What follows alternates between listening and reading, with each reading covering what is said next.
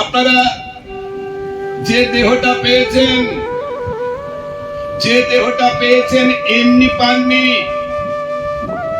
এই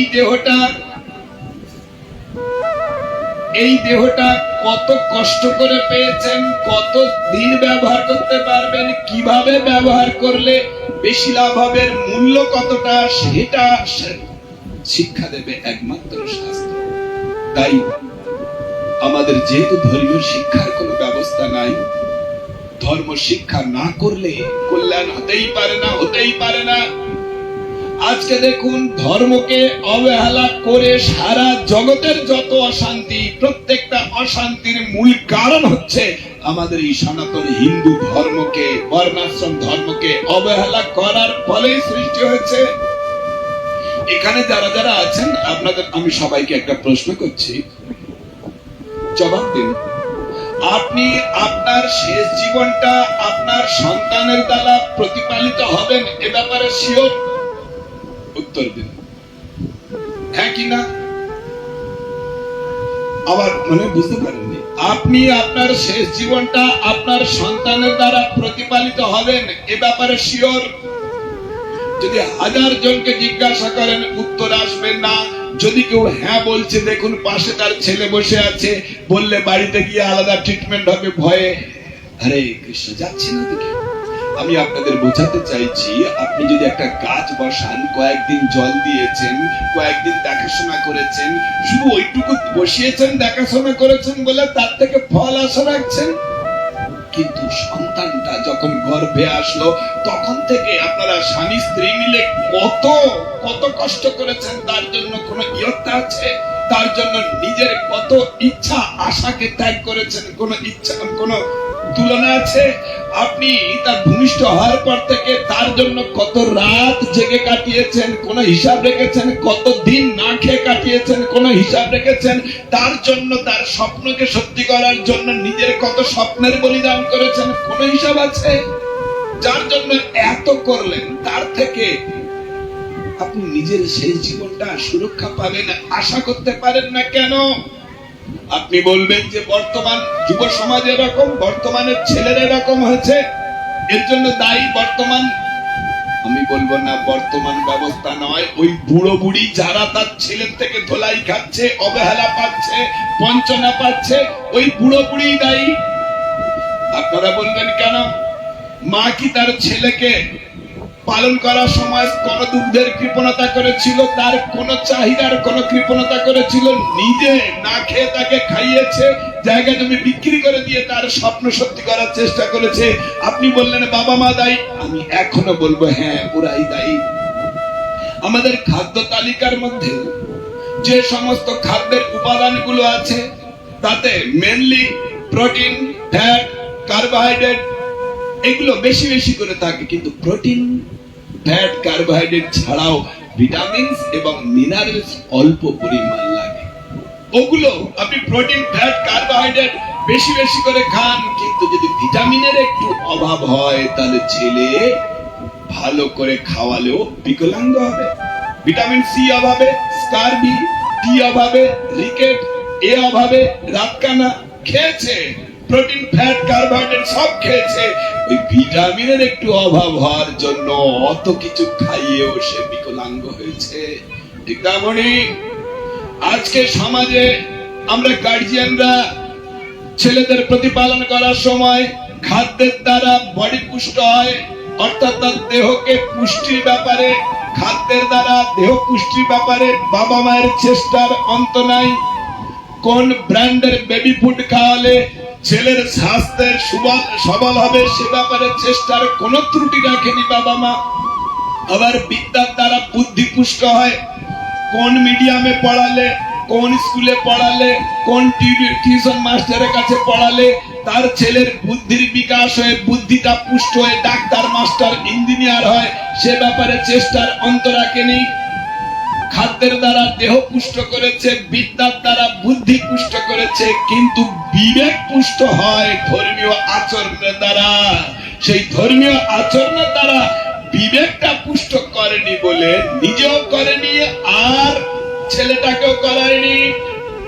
ওই বুড়ো বুড়ি যারা আজকে ছেলের দ্বারা বঞ্চিত, অবহেলিত, অত্যাচারিত, ওই ছেলেটাকে যখন স্কুলে পরীক্ষার জন্য নিয়ে যাচ্ছিল, ওনার শাশুড়ি মা জিজ্ঞাসা করছিলেন, বৌমা দাদু ভাইকে স্কুলে পরীক্ষা দিতে নিয়ে যাচ্ছ, ভগবানকে প্রণাম করেছে তো, ওর দাদুকে প্রণাম করেছে তো?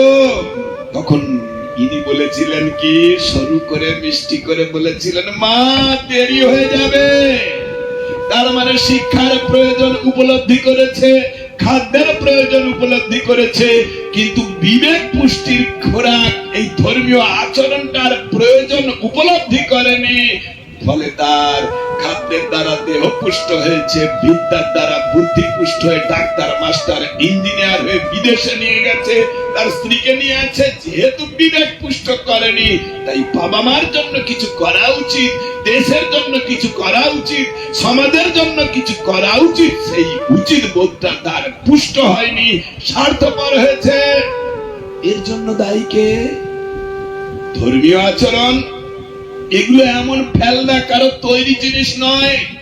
আমাদের ধর্মীয় আচরণে যে সমস্ত বিষয়গুলো বলা আছে, আপনি জেনে আচরণ করুন আর না জেনে আচরণ করুন, ভেতর থেকে বিবেক পুষ্ট হওয়ার খাদ্য এতে আছে। এগুলো কারোর তৈরি নয়। এই সমস্ত বিষয় নিয়ে ডিটেইলস আলোচনা হওয়া দরকার, কিন্তু এটা একদিনে সেটা হওয়া সম্ভব নয়। আমার সঙ্গে বলুন, আসছে বছর, আসছে বছর, বলুন আসছে বছর। এখন দেখুন, আসছে বছর আবার হবে কোন দেব দেবীর পূজা, বিসর্জন বা কোন বৈদিক ক্রিয়া, বাৎসরিক ক্রিয়া হতে পারে। এই বৃন্দা দেবীকে আজকে ভালো করে জল দিন, দিয়ে আর বলুন আসছে বছর আবার জল দেওয়া হবে, গাছটা বাঁচবে তো। ঠিক তেমনি প্রত্যেকটা মানুষের চেতনের অঙ্কুর শ্রদ্ধা, সেখানে শ্রবণ কীর্তন রূপ জল, ওটা আপনি যদি একদিন দেন, 32 প্রহর নাম হবে, নাচ গান হবে, তারপরে জল দেওয়া হলো খুব করে, শ্রবণ কীর্তন জল দেওয়া হলো, তারপরে আপনি 1 বছর পরে জল দিতে আসবেন, ওই আপনার ভক্তিলতা গাছটা বেঁচে থাকবে তো? তাহলে দরকার নয় কি নিয়মিত? তাই আপনারা নিয়মিত ক্লাসের ব্যবস্থা করুন। এই একদিন করে এরকম করে সমাজকে সুন্দর করা যাবে না, যেহেতু আমাদের ধর্মীয় শিক্ষার কোনো ব্যবস্থা নাই। সেই জন্য আপনারা ব্যবস্থা করুন, আমি আসবো, যদি বেঁচে থাকি আসবো। আপনারা সবাই যারা সমাজের কল্যাণ চান, যারা জাতির কল্যাণ চান, যারা দেশের ভেতর থেকে কল্যাণ চান, ভেতর থেকে প্রত্যেকটা মানুষের ক্রোধ, হিংসা, বিদ্বেষ, লোভ, লালসা ভেতর থেকে নষ্ট যদি না করতে পারেন, শান্তি আসতেই পারে না। সেটা পারবে একমাত্র ধর্মীয় আচরণ দ্বারা। তাই যারা আপনারা চান দেহটাকে কিভাবে ব্যবহার করলে শিক্ষার ব্যাপার আছে, তো আপনারা ব্যবস্থা করুন। মাসে অন্তত মাসে একটা করে ডেট করুন, করবেন তো? একটু ব্যবস্থা করুন, একটু ব্যবস্থা করুন। ওই যেমন শিক্ষার দরকার আছে ছেলেটার, ওই শিক্ষার ফল ও শরীরটা যতদিন আছে ততদিন ভোগ করতে পারবে। ভেতরে যেটা আছে তার কল্যাণ করার খবর আমার বিজ্ঞান আপনাদের দিতে সামর্থ্য নয়। যারা আপনারা বিজ্ঞানে বিশ্বাসী, বিজ্ঞানের ল্যাবে গিয়ে আপনারা যারা বিজ্ঞানী আছে তাদের জিজ্ঞাসা করুন, ওই বিজ্ঞানীগণ আপনারা তো আমাদের দেহের বাইরের শত্রু রোগ জীবাণুর হাত থেকে দেহকে রক্ষা করার জন্য উন্নত উন্নত মানের অ্যান্টিবায়োটিক টিকা আবিষ্কার করেছেন, নিঃসন্দেহে তারা করেছেন। আপনারা তো আমাদের দেশের বাইরে শত্রুর হাত থেকে দেশকে রক্ষা করার জন্য উন্নত উন্নত মানের আগ্নেয়াস্ত্র, মিসাইল আবিষ্কার করেছেন, নিঃসন্দেহে করেছেন। কিন্তু আমাদের দেহের ভেতরে যে 6টা শত্রু আছে, কাম, ক্রোধ, লোভ, মোহ, মদ, মাৎসর্য, এই 6টা শত্রুর হাত থেকে রেহাই করার জন্য ওহে বিজ্ঞানীগণ আপনাদের গবেষণাগারে আজ পর্যন্ত একটাও আবিষ্কার হয়েছে কি? হয়েছে? অথচ আমাদের পারমার্থিক বিজ্ঞানের গবেষক শ্রী ব্যাসদেব এই সমস্ত শত্রুগুলো কোথা থেকে উৎপন্ন হচ্ছে, কিভাবে এরা শক্তি সংগ্রহ করে বৃদ্ধি প্রাপ্ত হচ্ছে, কিভাবে এদের দুর্বল করে বিনাশ করা যায়, ফর্মুলা তৈরি করে শ্রীমদ্ ভগবত গীতা, শ্রীমদ্ ভাগবত মহাপুরাণ শাস্ত্রে রেখে গেছেন। আর ওগুলো যদি গ্রন্থাগারে পড়ে থাকে, আমরা যদি না নিয়ে এগুলো জানি, আর আমাদের শান্তি ফিরে আসতে পারে কি? আমার কথা আপনারা বুঝতে পারছেন? আজকে দেখুন, সেই সমস্ত ধর্মগ্রন্থকে যদি সাম্প্রদায়িকতার আবরণে মুড়ে আমাদের শিক্ষা ব্যবস্থা থেকে দূরে সরিয়ে রাখি, তাহলে আমরা আমাদের শান্তি ফিরে পেতে পারবো কি? তাই আপনাদের আমি অনুরোধ করব, বিভিন্ন জায়গায় আপনারা ধর্মীয় আলোচনা, বিশেষ করে ক্লাস করে ধর্মীয় শিক্ষার আপনারা ব্যবস্থা করুন। যদি আপনার সন্তানের ভবিষ্যৎ সুন্দর চান, যদি নিজেদের শান্তি চান, বাড়ির শান্তি চান, ছেলের শান্তি চান, তাহলে এখন দেখুন, ভালো বস্তু কাজ করে একটু দেরিতে, নাকি? ভালো বস্তু কাজ করে একটু দেরিতে। ডাক্তার বলছে, শুনুন, আপনার শরীরের অবস্থা খুব খারাপ, শরীরে শক্তি কমে গেছে, বল কমে গেছে, দুধ খান। তো বাড়িতে এসে 1 লিটার দুধ কিনে নিয়ে এসে তাকে ফুটিয়ে 1/2 লিটার করে ঈশতুষ্ণ করে পান করার সঙ্গে সঙ্গে তাকে যায় পেশতে বলা শুনি তো ডাক্তার মিথ্যা কথা বলেছে। আরে মিথ্যা কথা বলেছে, খেলি সঙ্গে সঙ্গে ফল হবে নাকি? ভালো বস্তু কাজ করবে, অবশ্যই কাজ করবে, তার জন্য একটু অপেক্ষা করতে হবে। কিন্তু খারাপ বস্তু, মদ, খেলেই সঙ্গে সঙ্গে অ্যাকশন, বিষ খেলেই সঙ্গে ধরপড় করে মরবে।